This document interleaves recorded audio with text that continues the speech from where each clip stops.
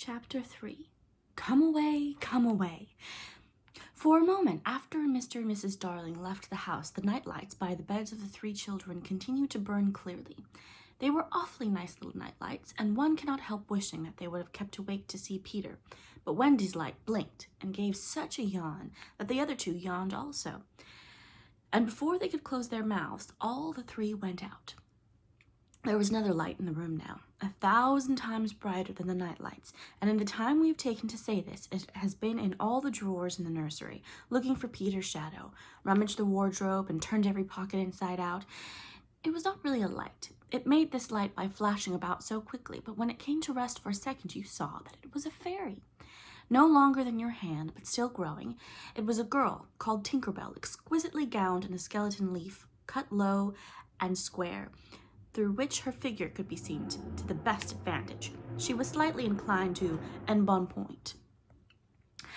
A moment after the fairy's entrance, the window was blown open by the breathing of the little stars, and Peter dropped in. He had carried Tinker Bell part of the way, and his hand was still messy with fairy dust. "Tinker Bell," he called softly after making sure that the children were asleep. "Tink, where are you?" She was in a jug for the moment, and liking it extremely. She had never been in a jug before. "Oh, do come out of that jug and tell me, do you know where they put my shadow?" The loveliest tinkle, as of golden bells, answered him. "It is the fairy language. You ordinary children can never hear it, but if you were to hear it, you would know that you had heard it once before." Tink said that the shadow was in the big box. She meant the chest of drawers, and Peter jumped at the drawers, scattering their contents to the floor with both hands, as kings toss the pence to the crowd. In a moment he had recovered his shadow, and in his delight he forgot that he had shut Tinker Bell up in the drawer. If he thought at all, but I don't believe he ever thought, it was that he and his shadow, when brought near each other, would join like drops of water, and when they did not, he was appalled.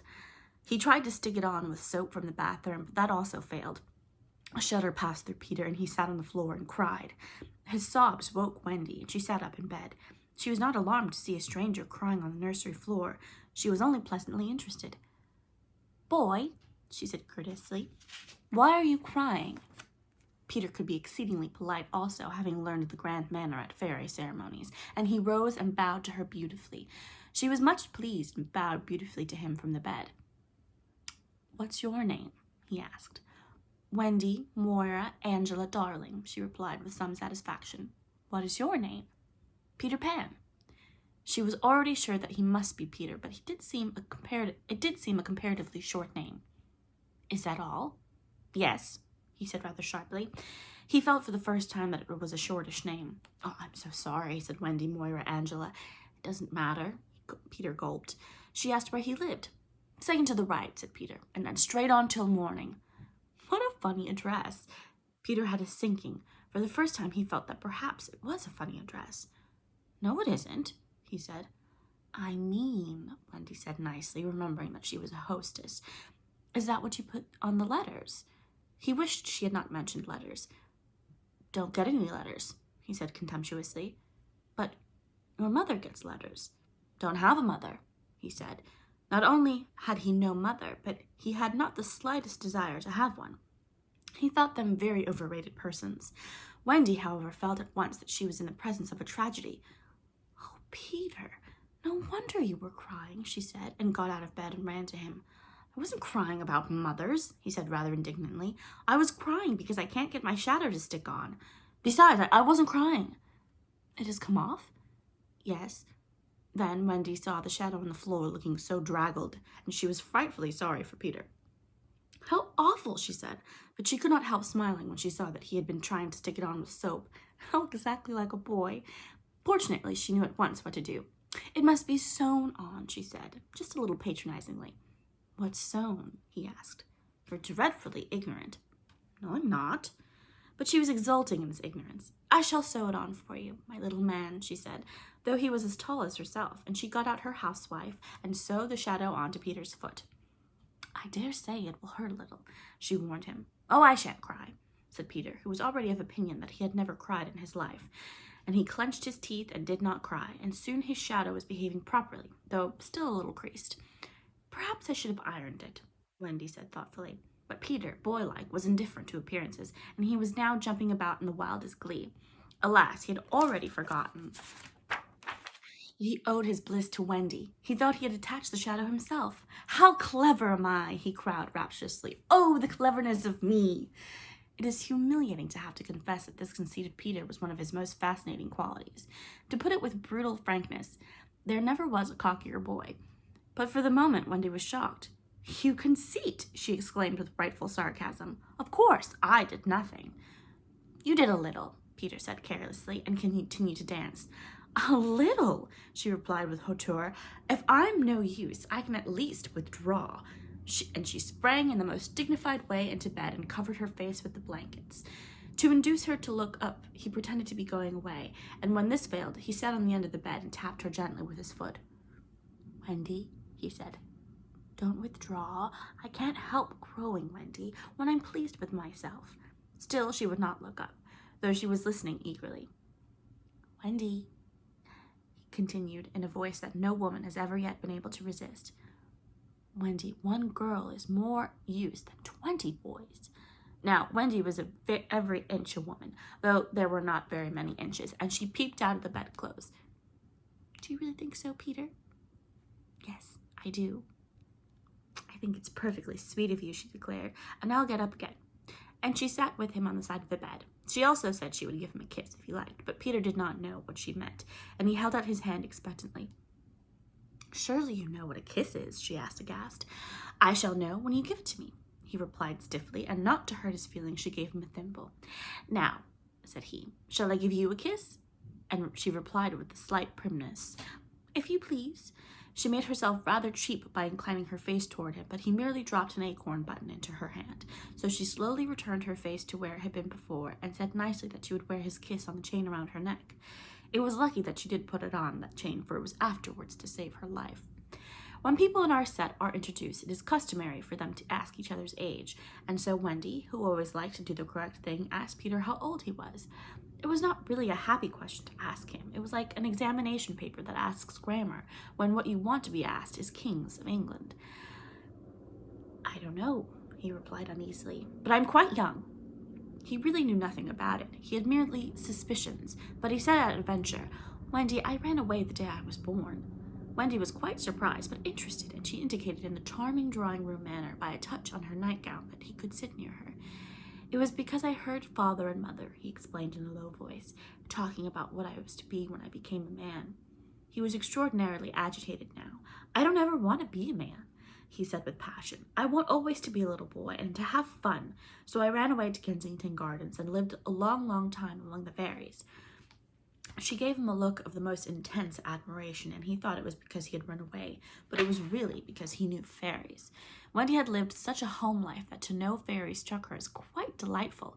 She poured out questions about them, to his surprise, for they were rather a nuisance to him, getting in his way and so on, and indeed he sometimes had to give them a hiding. Still, he liked them on the whole, and he told her about the beginning of fairies. "You see, Wendy, when the first baby laughed for the first time, its laugh broke into 1,000 pieces, and they all went skipping about, and that was the beginning of fairies." Tedious talk this, but being a stay-at-home, she liked it.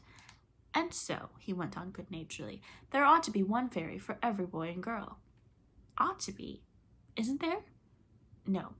You see, children know such a lot now. They soon don't believe in fairies, and every time a child says, 'I don't believe in fairies,' there is a fairy somewhere that falls down dead."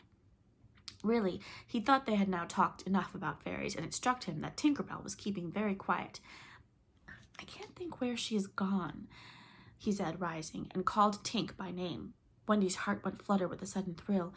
"Peter," she cried, clutching him, "you don't mean to tell me that there's a fairy in this room?" "She was here just now," he said a little impatiently. "You don't hear her, do you?" And they both listened. "The only sound I hear," said Wendy, "is like a tinkle of bells." "Well, that's Tink. That's the fairy language. I think I hear her too." The sound came from the nearest chest of drawers, and Peter made a merry face. No one could ever look quite so merry as Peter, and the loveliest of gurgles was his laugh. He had his first laugh still. "Wendy," he whispered gleefully, "I do believe I shut her up in the drawer." He let poor Tink out of the drawer, and she flew about the nursery, screaming with fury. "You shouldn't say such things," Peter retorted. "Of course I'm very sorry, but how could I know you were in the drawer?" Wendy was not listening to him. "Oh, Peter," she cried, "if she could only stand still and let me see her." "They hardly ever stand still," he said, but for one moment Wendy saw the romantic figure come to rest on the cuckoo clock. "Oh, the lovely," she cried, though Tink's face was still distorted with passion. "Tink," said Peter amiably, "this lady says she wishes you were her fairy." Tinker Bell answered insolently. "What does she say, Peter?" He had to translate. "She's not very polite. She says you are a great ugly girl and that she is my fairy." He tried to argue with Tink. "You know you can't be my fairy, Tink, because I am a gentleman and you are a lady." To this, Tink replied in these words, "You silly ass," and disappeared into the bathroom. "She's quite a common fairy," Peter explained apologetically. "She's called Tinkerbell because she mends the pots and kettles." They were together in the armchair by this time, and Wendy plied him with more questions. "If you don't live in Kensington Gardens now," "Sometimes I do still." "But where do you live mostly now?" "With the Lost Boys." "Who are they?" "They are the children who fall out of their perambulators when the nurse is looking the other way. If they are not claimed in 7 days, they are sent far away to the Neverland to defray expenses. I'm captain." "What fun it must be." "Yes," said cunning Peter, "but we are rather lonely. You see, we have no female companionship." "Are none of the others girls?" "Oh, no. Girls, you know, are much too clever to fall out of their prams." This flattered Wendy immensely. "I think," she said, "it is perfectly lovely the way you talk about girls. John there just despises us." For reply, Peter rose and kicked John out of bed, blankets and all, one kick. This seemed to Wendy rather forward for a first meeting, and she told him with spirit that he was not captain in her house. However, John continued to sleep so placidly on the floor that she allowed him to remain there. "And I know you meant to be kind," she said, relenting, "so you may give me a kiss." For the moment she had forgotten his ignorance about kisses. "I thought you'd want it back," he said a little bitterly, and offered to return her the thimble. "Oh dear," said the nice Wendy. "I don't mean a kiss, I mean a thimble." "What's that?" "It's like this." She kissed him. "Funny," said Peter gravely. "Now shall I give you a thimble?" "If you wish to," said Wendy, keeping her head erect this time. Peter thimbled her, and almost immediately she screeched. "What is it, Wendy?" "It was exactly as if someone were pulling my hair." Oh, that must have been Tink. I never knew her so naughty before. And indeed, Tink was darting about again, using offensive language. "She says she will do that to you, Wendy, every time I give you a thimble." "But why? But why, Tink?" Again Tink replied, "You silly ass." Peter could not understand why, but Wendy understood, and she was just slightly disappointed when he admitted that he came to the nursery window not to see her, but to listen to stories. "You see, I don't know any stories. None of the other Lost Boys know any stories." "How perfectly awful," Wendy said. "Do you know," Peter asked, "why swallows build in the eaves of houses? It is to listen to their stories. Oh, Wendy, your mother was telling you such a lovely story." "Which story was it?" "About the prince who couldn't find the lady who wore the glass slipper." "Oh, Peter, that," said Wendy excitedly, "that was Cinderella, and he found her, and they lived happily ever after." Peter was so glad that he rose from the floor where they had been sitting and hurried to the window. "Where are you going?" she cried with misgivings. "To tell the other boys." "Don't go, Peter," she entreated. "I know such lots of stories." Those were her precise words, so there can be no denying that it was she who first tempted him. He came back, and there was a greedy look in his eyes now, which ought to have alarmed her, but did not. "Oh, the stories I could tell to the boys," she cried, and then Peter gripped her and began to draw her toward the window. "Let me go," she ordered him. "Wendy, do come with me and tell the other boys." Of course, she was very pleased to be asked, but she said, "Oh, dear, I can't. Think of Mummy. Besides, I can't fly." "I'll teach you." "Oh, how lovely to fly." "I'll teach you how to jump on the wind's back, and then away we go." "Oh," she exclaimed rapturously. "Wendy, Wendy, when you are sleeping in your silly bed, you might be flying about with me, saying funny things to the stars. Oh! And Wendy, there are mermaids." "Mermaids? With tails?" "Such long tails." "Oh," cried Wendy, "to see a mermaid." He had become frightfully cunning. "Wendy," he said, "how we should all respect you." She was wriggling her body in distress. It was quite as if she were trying to remain on the nursery floor, but he had no pity for her. "Wendy," he said, the sly one, "you could tuck us in at night." "Ooh, none of us have ever been tucked in at night." "Oh, And her arms went out to him. And you could darn our clothes and make pockets for us. None of us has any pockets. How could she resist? Of course, it's awfully fascinating, she cried. Peter, would you teach John and Michael to fly too? If you like, he said indifferently, and she ran to John and Michael and shook them. Wake up, she cried. Peter Pan has come, and he's to teach us to fly. John rubbed his eyes. Then I shall get up, he said. Of course, he was on the floor already. Hello, he said. I'm up. Michael was up by this time also, looking as sharp as a knife, with 6 blades and a saw, but Peter suddenly signed silence. Their faces assumed the awful craftiness of children listening for sounds from the grown-up world. All was as still as salt. Then everything was right. No, stop. Everything was wrong. Nana, who had been barking distressfully all the evening, was quiet now. It was her silence they had heard. Out with the light. Hide. Quick, cried John, taking command for the only time throughout the whole adventure. And thus, when Liza entered holding Nana, the nursery seemed quite its old self, very dark, and you could have sworn you heard its 3 wicked inmates breathing angelically as they slept. They were really doing it artfully from behind the window curtains. Liza was in a bad temper, for she was mixing the Christmas puddings in the kitchen and had been drawn away from them with a raisin still on her cheek by Nana's absurd suspicions. She thought the best of getting a little quiet was to take Nana to the nursery for a moment, but in custody, of course. There, you suspicious brute, she said, not sorry that Nana was in disgrace. They are perfectly safe, aren't they? Every one of the little angels sound asleep in bed. Listen to their gentle breathing. Here Michael, encouraged by his success, breathed so loudly that they were nearly detected. Nana knew that kind of breathing, and she tried to drag herself out of Liza's clutches, but Liza was dense. No more of it, Nana, she said sternly, pulling her out of the room. I warn you, if you bark again, I shall go straight for Master and Mrs. and bring them home from the party, and then, oh, won't Master whip you just. She tied the unhappy dog up again, but do you think Nana ceased to bark? Bring Master and Mrs. home from the party. Why, that was just what she wanted. Do you think she cared whether she was whipped so long as her charges were safe? Unfortunately, Liza returned to her puddings, and Nana, seeing that no help would come from her, strained and strained at the chain until at last she broke it. In another moment, she had burst into the dining room at 27, flung up her paws to heaven, her most expressive way of making a communication. Mr. and Mrs. Darling knew at once that something terrible was happening in their nursery, and without a goodbye to their hostess, they rushed into the street. But it was now 10 minutes since 3 scoundrels had been breathing behind the curtains, and Peter Pan could do a great deal in 10 minutes. We now returned to the nursery. It's all right, John announced, emerging from his hiding place. I say, Peter, can you really fly? Instead of troubling to answer him, Peter flew around the room, taking the mantelpiece on the way. How topping, said John and Michael. How sweet, cried Wendy. Yes, I'm sweet. Oh, I am sweet, said Peter, forgetting his manners again. It looked delightfully easy, and they tried it at first from the floor and then from the beds, but they always went down instead of up. I say, how do you do it? Asked John, rubbing his knee. He was quite a practical boy. You just think lovely, wonderful thoughts, Peter explained, and they lift you up in the air. He showed them again. You're so nippy at it, John said. Couldn't you do it very slowly once? Peter did it both slowly and quickly. I've got it now, Wendy, cried John, but soon he found he had not. Not one of them could fly an inch, though even Michael was in words of 2 syllables, and Peter did not know A from Z. Of course, Peter had been trifling with them, for no one can fly unless the fairy dust has been blown on him.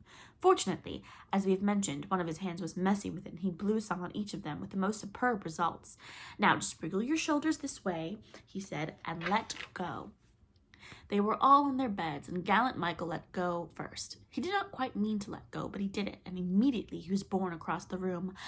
I flew! He screamed while still in midair. John let go and met Wendy near the bathroom. Oh, lovely! Oh, ripping! Look at me! Look at me! Look at me! They were not nearly so elegant as Peter. They could not help kicking a little, but their heads were bobbing against the ceiling, and there was almost nothing so delicious as that. Peter gave Wendy a hand at first, but had to desist. Tink was so indignant. Up and down they went, and round and round. Heavenly was Wendy's word. I say, cried John, why shouldn't we all go out? Of course, it was to this that Peter had been luring them. Michael was ready. He wanted to see how long it took him to do 1,000,000 miles, but Wendy hesitated. Mermaids, said Peter again. Oh, and there are pirates. Pirates, cried John, seizing his Sunday hat. Let us go at once. It was just at this moment that Mr. and Mrs. Darling hurried with Nana out of 27. They ran into the middle of the street to look up at the nursery window, and yes, it was still shut, but the room was ablaze with light, and most heart-gripping sight of all, they could see in the shadow, one on the curtain, 3 little figures in night attire, circling round and round, not on the floor, but in the air. Not 3 figures, 4. In a tremble, they opened the street door. Mr. Darling would have rushed upstairs, but Mrs. Darling signed to him to go softly. She even tried to make her heart go softly. Will they reach the nursery in time? If so, how delightful for them, and we shall all breathe a sigh of relief. But there will be no story. On the other hand, if they were not in time, I solemnly promise that it will all come right in the end. They would have reached the nursery in time had it not been that the little stars were watching them. Once again the stars blew to the window open, and that smallest star of all called out, "Cave, Peter!" Peter knew that there was not a moment to lose. "Come," he cried imperiously, and soared out at once into the night, followed by John and Michael and Wendy. Mr. and Mrs. Darling and Nana rushed into the nursery too late. The birds were flown. There they are, the poor dears.